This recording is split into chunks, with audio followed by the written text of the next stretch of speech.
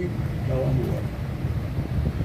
നിങ്ങൾ അത്ഭുതമായി ഞങ്ങൾക്ക്. കാരണം നിങ്ങൾ നിലവിളിച്ചപ്പോൾ നാട്ടുകാരെ കൂടി ഓടി വന്ന് കൂട്ടത്തിന് നീന്താൻ അറിയാവുന്ന ആൾക്കാരെ പോയി ചാടി വിജയത്തെ പിടിച്ച് കരയിൽ കൊണ്ടുപോകും. കൊണ്ടുപോകുമ്പോൾ എന്താ കഥ എന്നറിയോ? വലിയ തമാശയാണ്. അന്ന് ഈ കുട്ടികളായിരുന്നു ഞങ്ങൾക്ക് ആകെ ഒരു മുണ്ട് ഒരു തോർത്തുമാണ് ഓണക്കാലത്തായാലും അല്ലെങ്കിലും വേഷം. അതൊരു പാവ് തോർത്തായിരിക്കും ഓണക്കാലത്തെന്ന് മാത്രമല്ല.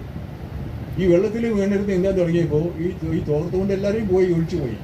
അത് അഴിഞ്ഞു പോകുമല്ലോ.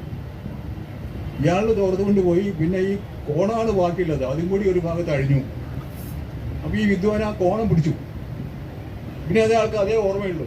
പിന്നെ അപ്പോഴേക്കും നീന്തൽ തളർന്ന ബോധം കെട്ട് ഇയാളെ ഇത് വിട്ടാൽ മതി, ആൾക്ക് നീന്തി പോയാൽ. ഈ കരയിൽ കൊടുത്ത് കിടത്തിയപ്പോഴും ഇയാൾ ഈ കോണകം വിട്ടിട്ടില്ല. മനസ്സിലായോ?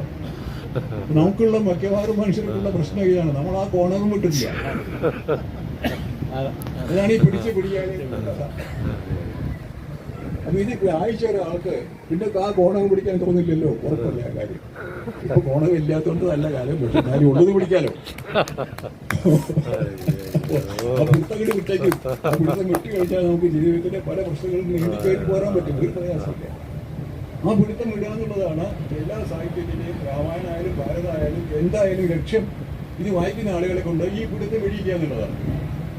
അത് അവർ മഹാന്മാരായ ആളുകൾ ഏറ്റവും ഭംഗിയായിട്ട് അന്തസ്സായിട്ട് സൗകര്യമായിട്ട് സുഖമായിട്ട് ചെയ്തു വെച്ചിട്ടുണ്ട്. പക്ഷെ നമുക്കിപ്പോൾ ജീവിതത്തിലൊക്കെ തിരക്കായതുകൊണ്ട് എവിടെ രാമായണം എവിടെ ഭാരതം, അതുകൊണ്ട് അവിടേക്ക് പോകാൻ പറ്റില്ല. അപ്പോൾ ചില കോണകം വെച്ചിട്ട് ചില വിദ്യകൾ പ്രയോഗിച്ച് ഇത് പിടിച്ച് പിടിയാതെ കൊണ്ടുപോകരുത്, വിട്ടേക്കും എന്ന് പറയാൻ നിങ്ങൾ എന്ത് സംഖ്യയിൽ വിശ്വസിച്ചാലും ശരി, അത് ആവശ്യമാണെന്ന് തോന്നിയുകൊണ്ടാണ് അത് ചെയ്തത്. ഇതാണ് സാഹിത്യത്തിൻ്റെ ലക്ഷ്യം.